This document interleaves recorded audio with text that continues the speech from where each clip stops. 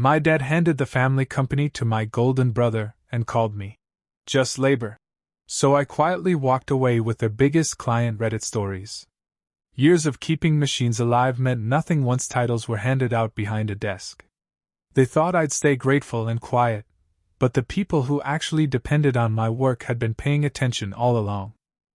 Hi, I'm Dylan Pierce, 29, and the exact moment my dad handed our family company to my golden boy brother and called me just labor, something inside me finally snapped, quietly, professionally, and in a way they never saw coming. Here's the thing. This wasn't some surprise twist. This was the ending they'd been writing for years. My family owns a specialized industrial maintenance company. Heavy machines, precision work, the kind where if you're off by a millimeter, you shut down an entire operation and cost someone 6 figures before lunch. That's my world. I'm a field tech. Not in the I tighten bolts and hope for the best way. I'm the guy clients ask for by name when alarms start screaming and everyone else is panicking. My brother Grant? He's the opposite of panic. Mostly because he's never close enough to the machines to hear them scream. Grant's 33, has a business degree, wears button-downs that never see dirt, and walks like he's permanently late for a TED Talk. Somewhere along the line, my parents decided that degree automatically made him the future king of the company. Didn't matter that he couldn't diagnose a misalignment if it bit him. Didn't matter that he never stayed late fixing a breakdown or crawled under a line at 2 a.m., covered in oil and bad decisions. He had a diploma. I had grease-stained hands. Guess which one screamed, leadership, to my parents. I was the guy who made sure things worked. Grant was the guy who explained, very confidently, why things worked, after I fixed them. And everyone played along. On this particular day, I was wrapping up a major repair for our biggest client. Their main production line had been acting up, and if it stayed down another hour, the losses would have been brutal. I traced it to a sensor drift caused by a slightly warped bracket. Subtle. Easy to miss if you didn't know what you were looking for.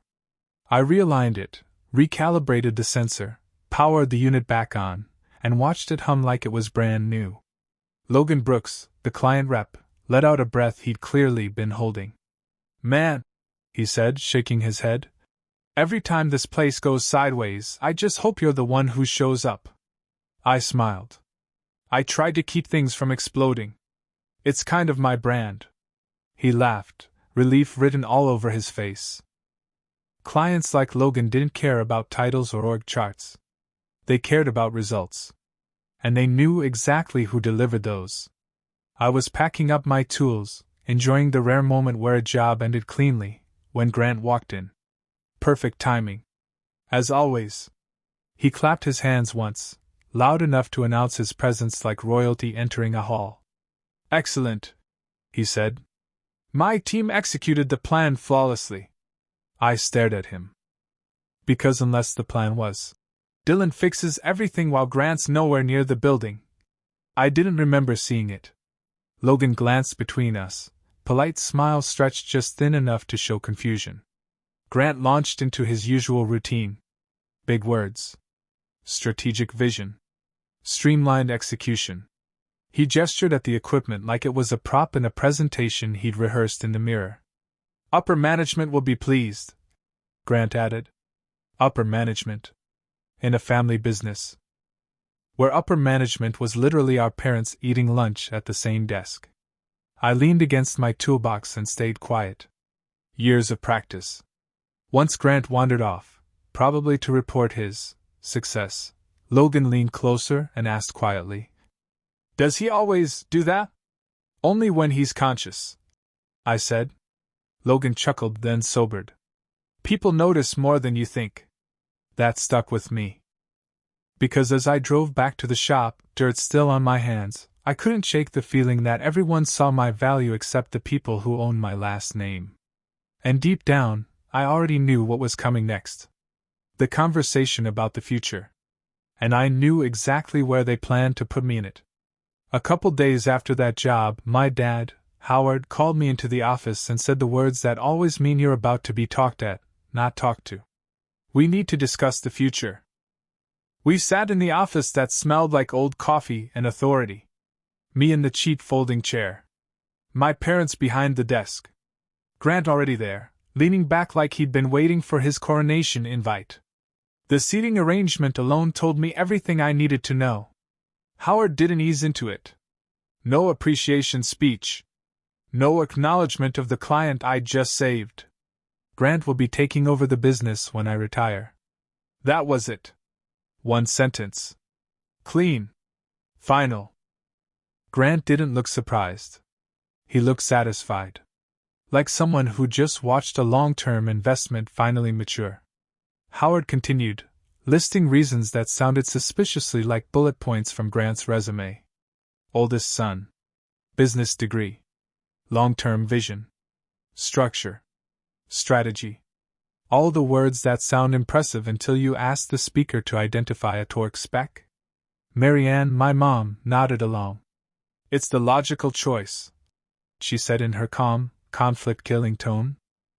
Grant added, this is really about leadership. Guiding the company into its next phase. I waited until they were done congratulating themselves. I'm not asking to be the boss, I said. I'm asking for a stake. Some ownership. A say. I'm the one in the field keeping clients from walking. Grant gave me a sympathetic smile that made my jaw tighten. You're great with the physical side, he said slowly, like explaining something to a child. But ownership requires a different skill set. Different skill set. Right. Howard leaned forward. You'll always have a job here. After I'm gone, you'll be taken care of financially. After he's gone. Translation: wait your turn like a good employee. That's when it clicked. They didn't see me as family in this business. They saw me as infrastructure. Necessary, but replaceable. I stood up. So I'm family enough to do the work, but not family enough to help steer the ship. Howard frowned. You're overreacting.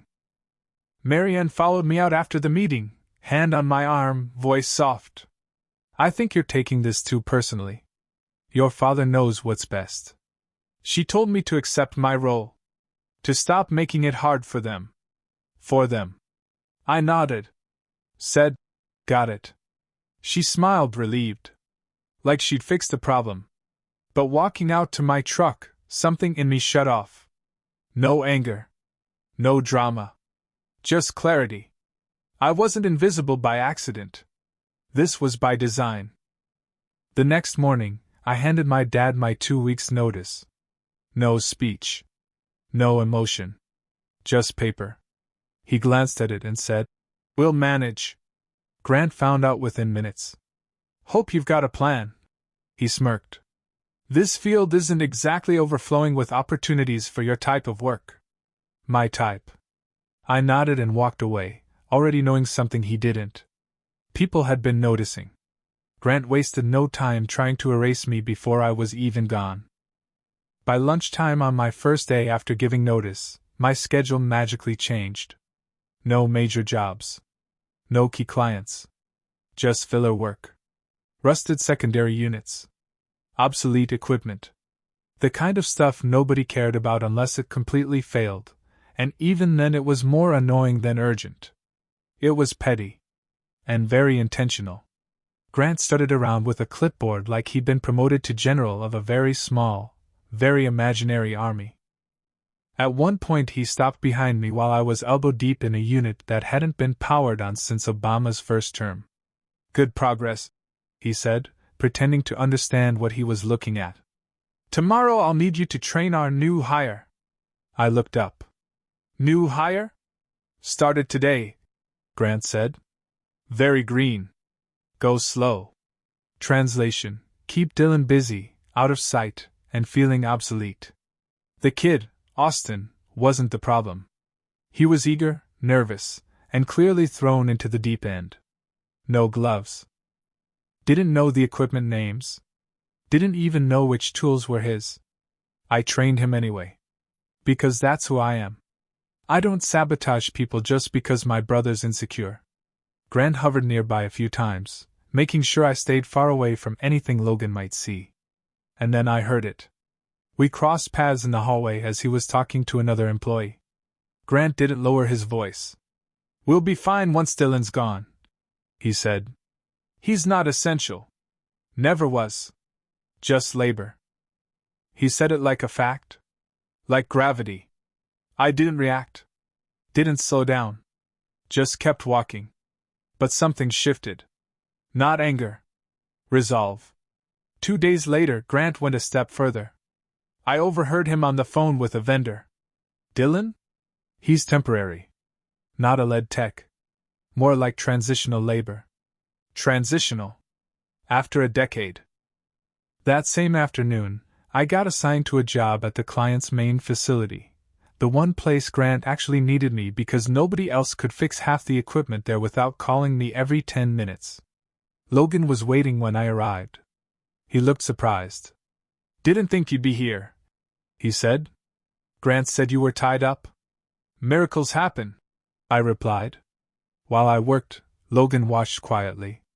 Then he said, "I should probably tell you something. We've been having issues with your brother. Paperwork delays. Wrong pricing. Scheduling problems. He's difficult." I kept my hands moving. "You're the reason this place runs smooth," Logan continued. "Victor's been asking what it would take to bring this in-house." I finally paused. That wasn't small talk. That was a door cracking open. When I finished the job, Logan added, "People notice more than you think." By the time I got back to my truck, my phone buzzed. A forwarded email from another employee. Grant had written to a vendor. "Dylan won't be a major point of contact anymore. He's more temporary labor than lead tech." I stared at the screen and laughed once. Quiet. Sharp. Grant thought he was burying me. What he was actually doing was clearing the way. 2 days before my last shift, Grant assigned me one more visit at the client's main facility. I knew the move. On paper, it looked like busy work. In reality, it was the one site he couldn't afford to send anyone else to without risking a meltdown. When I walked in, Logan was there like usual, but this time, he wasn't alone. Standing beside him was Victor Hale. Victor's the kind of guy who doesn't raise his voice because he never needs to. Pressed shirt. Calm eyes. The kind of posture that says he's already decided something, and you're just here to confirm it. "Dylan," Victor said, nodding once. "Walk me through what's been going wrong." No greeting. No small talk. Straight to the test. I popped open the panel and explained it clean. Sensor drift. Misaligned bracket. False pressure readings. I didn't dumb it down, but I didn't dress it up either. I fixed the issue in under 10 minutes, powered the machine up, and watched it run smooth. Victor glanced at Logan. Logan nodded. Victor turned back to me. "You know your work. That's the idea." He didn't rush the next part. Let the hum of the machine fill the space. "What would it take for you to run this in-house for us?" There it was. No build-up. No flattery. Just opportunity. I told him exactly what I wanted. Contract length. Pay. Equipment control. 2 hires of my choosing. Authority that matched responsibility. I gave him the number without blinking. Logan's eyebrows went up. Victor didn't flinch. "Reasonable," Victor said. "More than reasonable." He laid out the offer. 3-year contract. Salary above industry high-end. Full benefits. Budget control. Direct reporting line to him. It wasn't a job offer. It was permission to build something. "I'll think about it," I said. Victor nodded. "Good. I don't want desperation. I want clarity." We shook hands, not to close the deal, but to acknowledge it. Walking back to my truck, toolbox swinging at my side, I felt steady. Not shocked. Not giddy. Just certain. For the first time in my life, I wasn't asking to be valued. I was being invited. And I already knew my answer. But before anything became official, I decided to tell my family. Not because they deserved the courtesy, but because I wanted it clean. That night, My dad caught me in the shop. Family comes first, he said. Your brother needs you. He didn't apologize. He didn't listen. The next morning, I walked into the office and told them I was taking the offer. Grant smirked. You signed a non-compete. No, I didn't, I said. Show it to me. He couldn't. Howard yelled. Marianne pleaded. Grant accused. I grabbed my bag. I'm done here. I walked out. In the parking lot, I called Victor. I'm in, I said. Good, he replied. Your pay starts now. And just like that, the door closed behind me. They were still arguing inside. I was already gone. Part 5. The first thing that surprised me about not working for my family anymore was how quiet my mornings became. No waking up already irritated. No rehearsing arguments in my head before my feet hit the floor. Just coffee, silence, and the weird realization that nobody was about to minimize me before 8 a.m. Victor wasn't kidding about. Pay starts now. My start date wasn't ceremonial. It was practical. No point paying you to stare at a wall, he'd said. Walking into the new facility on my first official day felt normal. And that was the point. Clean floors. Equipment that wasn't held together by hope.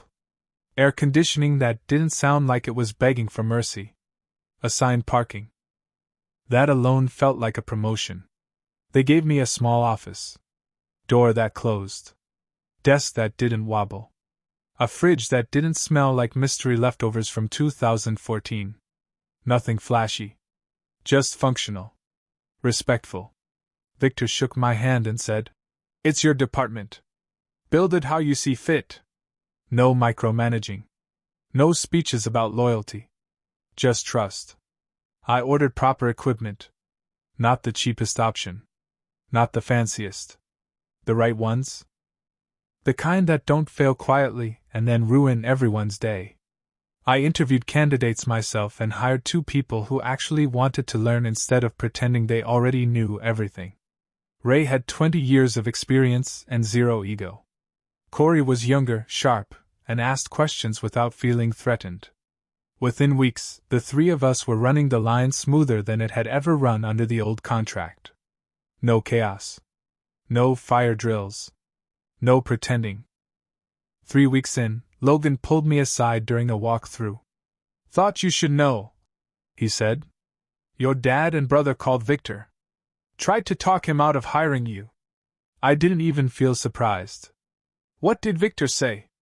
I asked. Logan smirked. He hung up. That was it. No argument. No justification. Conversation over. A few days later, I heard through my cousin that my family's business was downsizing. Losing clients. Struggling without the contract they'd taken for granted. I felt bad for the workers. Not for my parents. Not for Grant. About 2 months in, my phone rang. Unknown number. Dylan, my dad said. I want to offer you a partnership. Same table. Different crumbs. I listened, then said, You already chose your future. Stick with it. I hung up. That night, sitting in my office, I realized something. I didn't burn bridges. I just stopped carrying people who refused to walk with me. And for the first time in my life, that felt like freedom. The funny thing about leaving a place that never respected you is how fast the silence turns loud on their end. I didn't hear it directly at first. It came in pieces. Side comments. Second-hand updates. People who still work there texting me things like, Hey man, you hearing what's going on over here? Or, You picked the right time to bounce. According to my cousin Tessa, the cracks showed almost immediately. Grant tried to step into the field role. Not fully, of course. He mostly oversaw things. Which meant he stood nearby, gave vague instructions, and got visibly irritated when technicians asked questions he couldn't answer. Jobs that used to take me an hour stretched into half-day disasters. Machines went down longer. Clients started asking for explanations instead of nodding along politely. And explanations were not Grant's strength when he didn't control the variables. The biggest problem? The client I now worked for. The one account that kept the Pierce business stable through slow months. Once that contract officially ended, the math stopped mattering. Howard started cutting hours. Then overtime. Then people. Good workers. Quiet ones.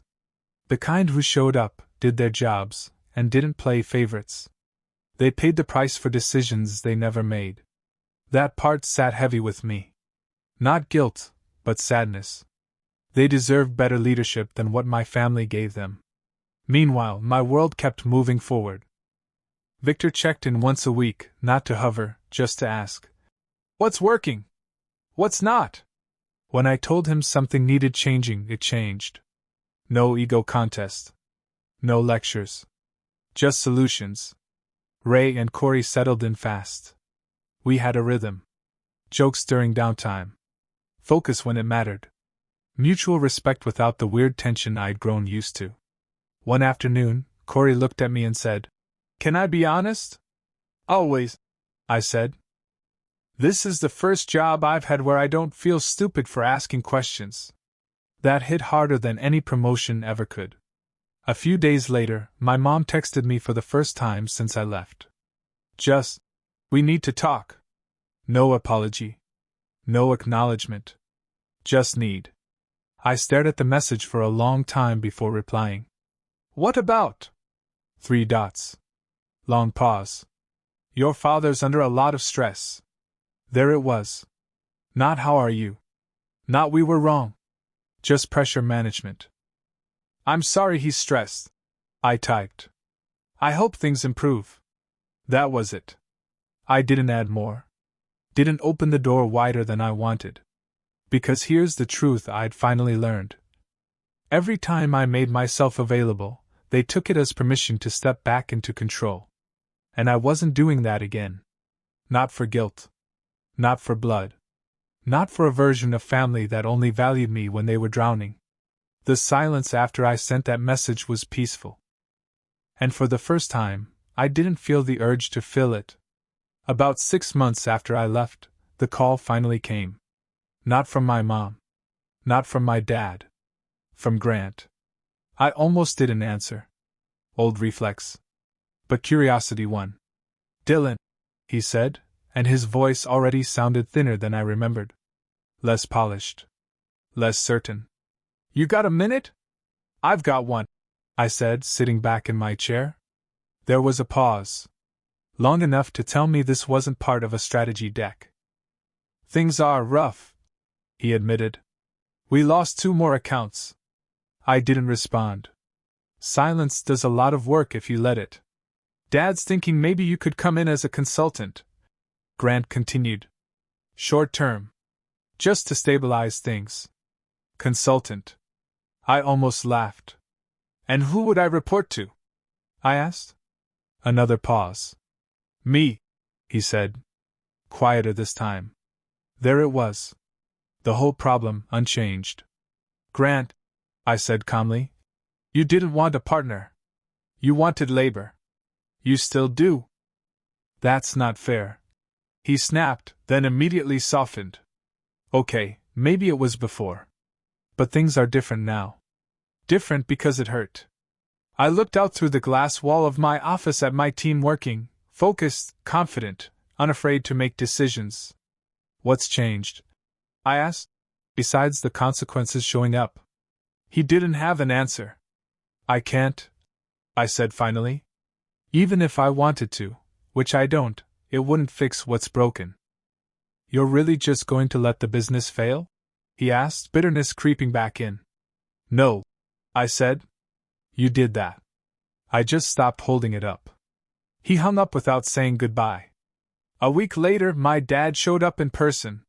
He stood in the lobby of my new building, hands in his coat pockets, looking smaller than I remembered. Older. Tired. We sat in a conference room. "Neutral ground. You were always good," he said after a while. I should have listened more. It wasn't an apology. But it was closer than I ever expected. I didn't need to be king. I said. I just needed to matter. He nodded, eyes fixed on the table. We made mistakes. I noticed. Not Grant. Not him. We. He asked if there was any chance I'd come back. Even temporarily. I shook my head. I'm where I belong now. He left quietly. No shouting. No threats. Just the weight of choices settling where they belong. When I got back to my desk, Corey asked if everything was okay. Yeah, I said honestly. Just tying up some old threads. That night, driving home, I realized something important. Closure doesn't always feel like relief. Sometimes it just feels like confirmation. Hi, it's funny what settles in after the dust finally stops moving.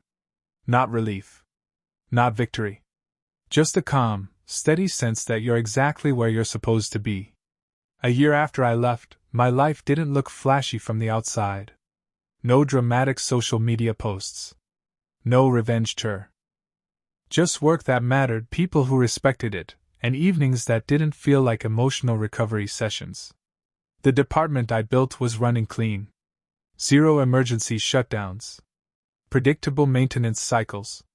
Victor barely had to step in anymore, which was his favorite kind of success.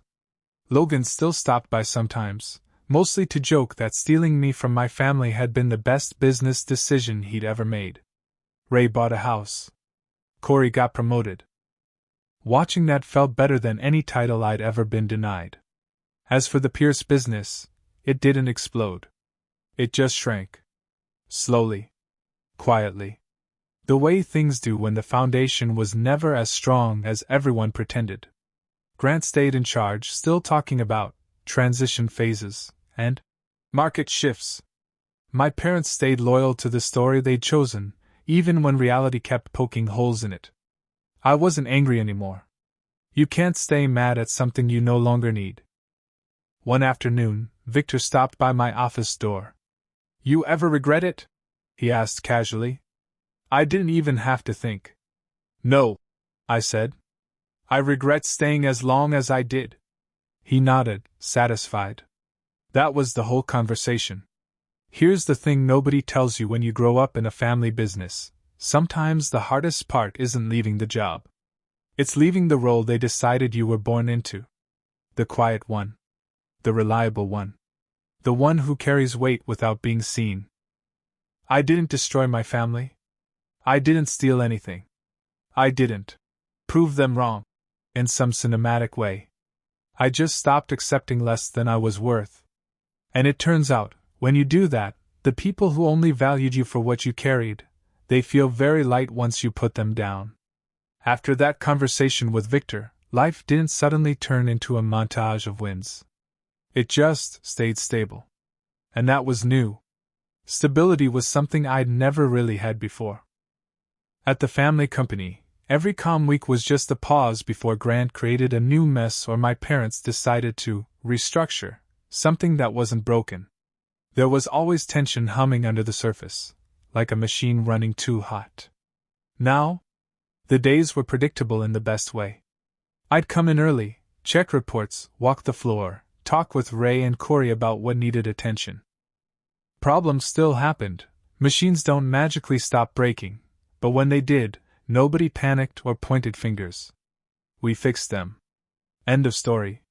The weirdest part was how often people actually listened to me. Not nodded politely. Not waited their turn to override me. Actually listened. That took some getting used to. About 3 months in, Victor called me into his office. No urgency, no edge. Just, got a minute? I sat down, half expecting some corporate surprise. Instead, he slid a report across the desk. These are the downtime numbers since you came on board, he said. They were absurdly good. He leaned back. This is why I don't care about resumes as much as I care about results. I thanked him, but what stuck with me was the absence of conditions. No. Keep it up or else. No reminder of how replaceable I was. Just acknowledgement. Later that week, I ran into Logan in the hallway. He laughed and said, You know your old shop tried to underbid us to get the contract back, right? I raised an eyebrow. How'd that go? They promise faster turnaround times than physics allows, he said. Victor didn't even counter. That was the moment I finally stopped wondering if I'd made the right choice. Not because my family failed harder. Not because I won. But because I didn't feel pulled backward anymore. The last update I got about the Pierce business came from Tessa again. Grant was still in charge. Still insisting things were temporary. Still blaming the market, the economy, suppliers, anyone but himself. My parents were quieter now. Less confident. They didn't call again. And honestly, that was fine. I didn't need closure in the form of apologies or confessions.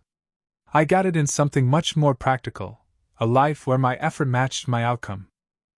Every so often, I'd catch myself thinking about how different things could have been if they just treated me like a partner instead of labor. But that thought didn't hurt anymore.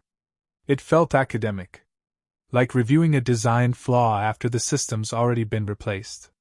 Turns out, walking away wasn't the dramatic ending. It was the correction. The first real test came from someone I didn't expect, myself.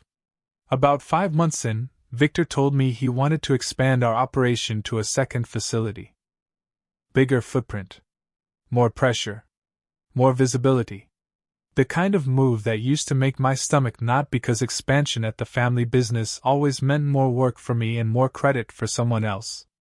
This time, it meant something different. I want you to design the setup, Victor said. Timeline, staffing, equipment. Then tell me what you need. No second guessing. No committee. Just trust. I went home that night and realized I was pacing my kitchen like I used to before family meetings. Same restless energy. Different cause. Back then, I was bracing to be dismissed. Now, I was nervous because failure would actually be mine. That hit me harder than I expected. I wasn't scared of messing up the machines. I knew the work. What scared me was ownership, real ownership. The kind where you can't blame bad leadership or inherited dysfunction if something goes sideways. For the first time, if I dropped the ball, it would be on me. And I liked that. I spent the next 2 weeks mapping everything out. No shortcuts. No guesswork. Ray helped me vet equipment options. Corey ran simulations and caught an efficiency issue I would have missed a year ago. I let him own that fix fully. Watched his confidence jump about 3 levels overnight. When I presented the plan to Victor, he barely interrupted. At the end, he said, "Approved. Let's move." No revisions. No politics. That was the moment it really clicked. This wasn't just a better job. It was a healthier system. One where competence actually stacked upward instead of getting filtered out. A few days later, my mom emailed me. Not a call. Not a text. An email. Long, careful. Polite. She wrote about how hard things had been. How stressed your father is.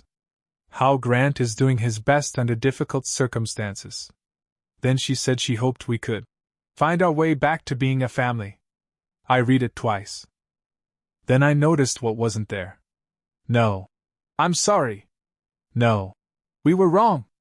No acknowledgement of how they treated me. Just an invitation to step back into the same dynamic, only now, they needed something. I didn't reply right away. I didn't feel angry. I felt distant. Like reading about a town I used to live in but no longer recognize. When I finally answered, I kept it short. "I hope things improve. I'm doing well where I am. I'm not looking to revisit the past." I hit send and felt nothing but relief. That night, I sat on my balcony, city noise humming below, and realized something that would have sounded insane to me a year earlier. I didn't need them to understand. I'd spent my whole life trying to explain my value to people who benefited from pretending not to see it. Walking away didn't make me bitter. It made me lighter. And the future? For the first time, it felt like something I was actually building, brick by brick, instead of something I was waiting to be allowed into. A few weeks after the expansion plan got approved, I ran into something I hadn't expected at all: doubt from the outside. Not from my team. Not from Victor. From people who knew my family. An old vendor recognized my last name during a meeting and said, half joking, "So you're the Pierce who walked away, huh?" He meant it lightly, but there was curiosity under it. The kind that assumes you must have done something reckless to leave a family business. I smiled and said, "I didn't walk away. I walked forward." He laughed, but I could tell he didn't fully get it. And that was fine. That same week, Ray pulled me aside after a long shift. "Can I ask you something personal?" he said. "Sure." "Why didn't you just fight harder over there?" he asked.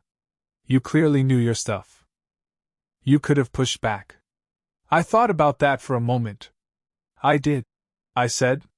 "For years. The problem wasn't effort. It was that the game was rigged.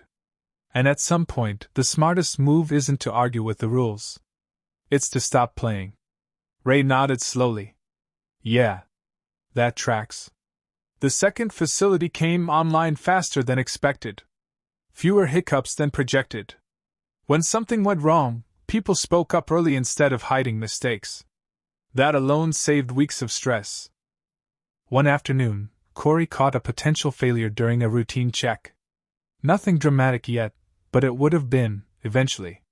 He flagged it, documented it, and proposed a fix before I even asked.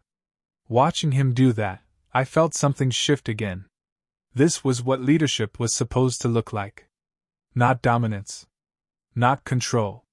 Creating a space where people didn't have to protect their ego to protect their job. Around that time, I heard the Pierce business finally lost the building lease and downsized to a smaller shop. No announcement. No big fallout. Just a quiet retreat. Grant didn't call again. And I realized I wasn't waiting for that call anymore. There's a strange myth that leaving means you're running away. But the truth is, staying in a place that refuses to see you, that's what traps you. Leaving is just choosing motion over stagnation. I still think about my family sometimes. Not with anger. More like acceptance. They made choices. So did I. The difference is, I can live with mine. The turning point came quietly, the way real ones usually do. It was a Tuesday.